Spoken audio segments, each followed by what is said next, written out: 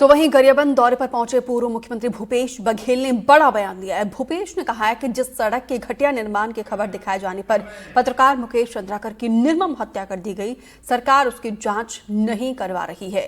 भूपेश बघेल ने पूछा है कि कैसे 50 करोड़ का बजट 120 करोड़ रुपए तक पहुंच गया।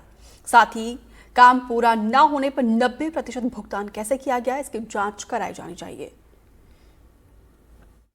मुकेश चंद्राकर जिस स्टोरी के कारण से उसकी हत्या हुई, सड़क निर्माण में गड़बड़ी हुई है, सरकार उसकी जांच नहीं करा रही है। अपराधी पकड़े जाएं वहाँ तक ठीक है, वो पकड़े ही जाना चाहिए, कड़ी सजा मिलनी चाहिए। लेकिन जो सड़क निर्माण हुए, वो सड़क किसके द्वारा निर्माण किया गया, वो 50 करोड़ से बजट 120 करोड़ कैसे पहुँचा, और उसमें सड़क बनी नहीं है, 90% भुगतान कैसे होगा, इसकी जाँच होनी चाहिए। कांग्रेस हिमांशु ज्यादा जानकारी के साथ जुड़े हैं। हिमांशु, जिस घटिया सड़क की स्टोरी दिखाकर हमारे जाबाज सहयोगी की निर्मम हत्या कर दी गई है, इस पूरे मामले को लेकर पूर्व मुख्यमंत्री भूपेश बघेल के द्वारा कई बड़े सवाल पूछे गए हैं कि काम पूरा नहीं हुआ तो भुगतान कैसे हुई है, और ये भी आरोप लगाया कि सरकार इस पूरे मामले में कार्रवाई नहीं कर रही है।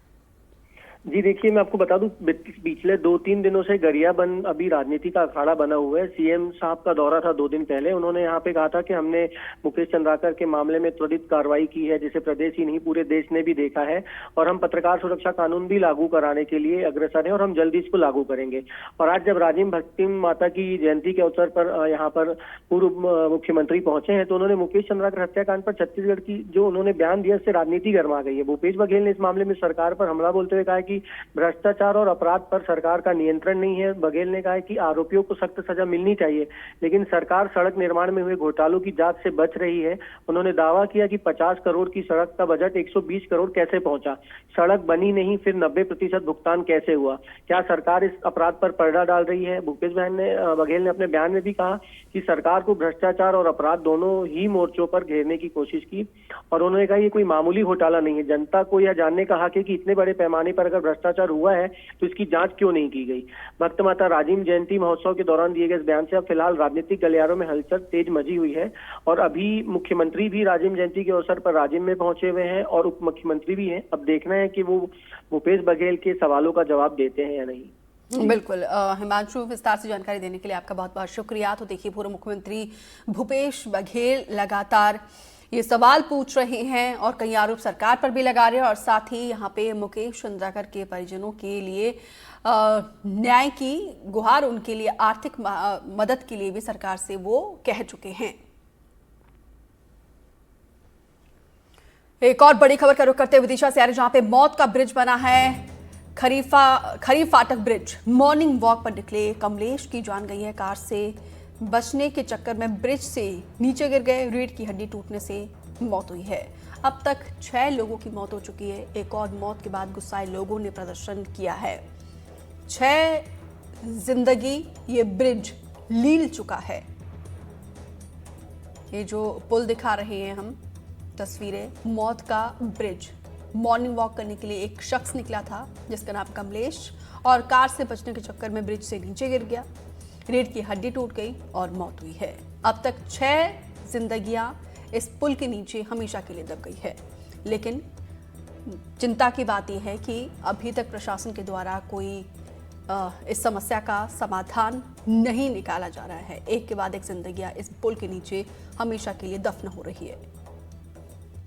विदिशा का खरीफ फाटक ब्रिज ये मौत का ब्रिज बन चुका है। इस ब्रिज से पहले दंपत्ति गिरकर अपनी जान गंवा चुके हैं, तो मॉर्निंग वॉक पर निकले कमलेश इस ब्रिज से गिरे और अपनी जान गंवा चुके हैं।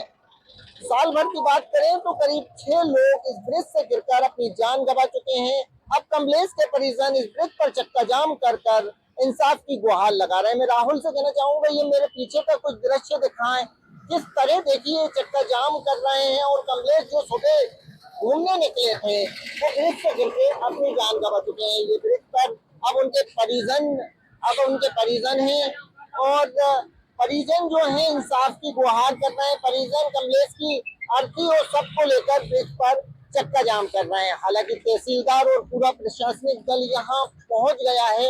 आप देख सकते हैं, ये जो खरीफ फाटक ब्रिज है, ये किसानों के मंडी का आवागमन भी है। ट्रैक्टरों का आवागमन रहता है और ये पूरा जो है आवागमन विदिशा का मेन ब्रिज कहलाता है। पर बताया जाता है कई बार प्रशासन से मांग की गई, यहाँ जो छोटी छोटी रेलिंग बनी है इस पर प्रशासन हम लोग कई बार मांग कर चुके हैं, लेकिन प्रशासन ने नहीं सुनी।